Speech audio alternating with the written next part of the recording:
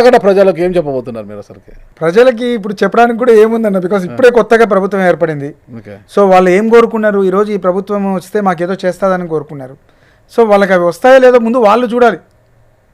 ప్రజలైతే ఖచ్చితంగా మీరు అవేర్నెస్గా ఉండాలి. మీ మీదికి వచ్చినప్పుడు ఖచ్చితంగా తిరగబడాలి.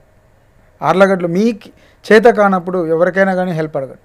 రాజకీయంగా మేమందరం అండగా ఉన్నాం ప్రజలకి. మీకు ఏది ఉన్నా కూడా వైఎస్ఆర్సీపీ పార్టీ ప్రతి ఒక్కరి కోసం తలుపు తెరిచే ఉంటుంది. సమస్య ఉంటే మాత్రం భయమా ఇంకోట భయపడాల్సిన అవసరమే లేదు. ఓట్ల కోసం ప్రజలకు మీరు వెళ్తారు కదా, అలాగే ఇప్పుడు ప్రజా సమస్యలు ఏమున్నాయని కనుక్కోవడానికి కూడా వెళ్ళొచ్చు కదా.